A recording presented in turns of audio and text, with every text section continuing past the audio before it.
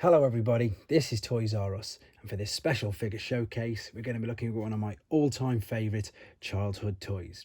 I'd just like to say a very quick disclaimer before we start this video that I am going to be referring to him by his original name, and it is also written on the box, so I'm apologising in advance if anybody finds this offensive. I do pride myself on the fact that there's no bad language or anything in any of my videos, and it's just an unfortunate coincidence that this guy's name is now known by other means. Obviously it was to do with melting, you know, and the fact that he could breathe fire.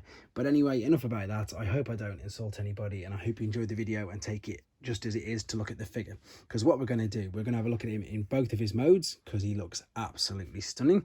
We're going to have a look at all the accessories that come with him, so that'll help you know if yours is complete. I'll show you the instruction book as well, and of course, as I'm lucky enough to have one in packaging, we can have a look at the artwork and the fantastic battle scene on the back of that. Right then, so here he is, and yeah, his name is Slag, unfortunately, and he has now obviously been renamed as Slug. There is a brand new Leader Class Studio Series 86 version of him coming out soon, but this guy is the original. And the main difference, if any of you've watched the Studio Series 86 video, is that the toy version isn't the most screen accurate, but the toy version is brilliant. As I said, I had this when I was a kid, absolutely loved it, and the reason why it was slightly different to the cartoon is because these were released before being Transformers as another toy line. But if we have a look at it, yes, it's big, yes, it's chunky, but he's got quite a bit of articulation. You can say that I suppose is a knee joint. His arms will swivel all the way around. You know, it's not too bad. It's not too bad. His legs can go out and in, but that's mainly just for the display and for the transformation process. Now you can see on here as well that he does use a lot of chrome, which works really, really well. He's got the bright gold toes there. He's got the gold on the top of his mouth, the silver as well. They just work really, really good. And of course, I suppose you can tell that he is a Triceratops with the horns coming out at the back.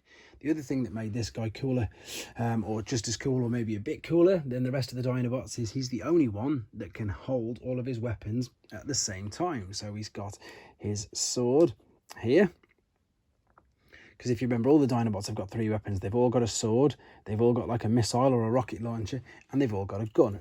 And here's his rocket launcher, which you can see it's not your standard rocket launcher, so you can't actually hold it. You've got this circular disc there, and if I show you in this mode, it's easier. So it can either fit in either of the top parts of the two front legs, which become his arms, but it also means that he can also carry it. He says, is it going to stay? Probably not now. It should attach. Typical. There you go. You can attach the launcher whilst he's in his alternate mode as well. So that makes it a bit of a bonus. The three missiles that you're looking for are these. And then his gun is completely different to the others as well. It's a nice silver chromed weapon like that. So yeah, the only Dinobot that can hold all of his accessories. Obviously he can't hold the three missiles, but he can be powered up with them all there. Right, let's have a look at the alternate mode, and I'm going to take this out now just in case it falls. And this is why, because this, you know, there's no denying that looks exactly like a Triceratops, and yes, a robot Triceratops obviously, but the horns, you can move them around. As I said, they've got their own joints, so they're not fused there at all. These are very, very often chewed, to be fair, and if this was my original one from childhood, it would be chewed as well.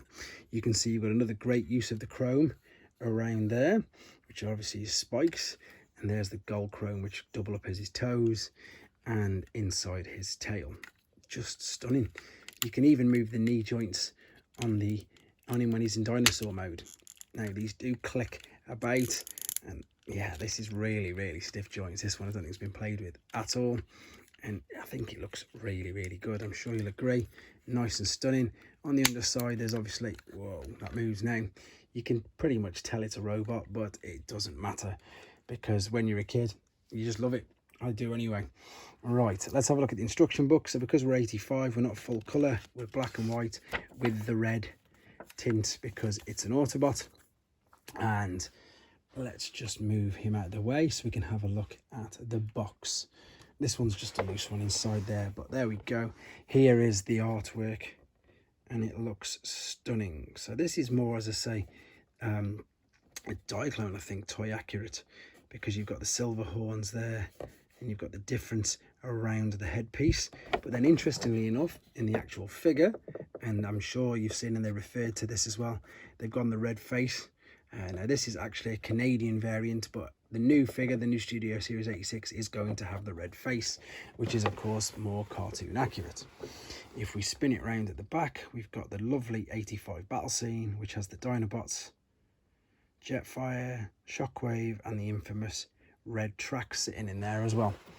So there we go. So I hope I didn't upset anybody or offend anybody with his name. Again, it's just one of them unfortunate things in time that's what they called him. But again, it was just to do with, as I say, the fact that the smelting, and of course, like I said, he breathes fire. But anyway, I love the figure. I'm really excited for the new one that's coming out soon, so I thought it'd be an ideal opportunity to do exactly what I've done for those of you who've not seen him, and I'm not even going to get the Power of the Primes one out because it's just really not that good. So this is way better than the Power of the Primes one. So there you go. Hope you enjoyed looking at him. Hope it brought back some nice memories. And of course, please take care. Thanks for watching.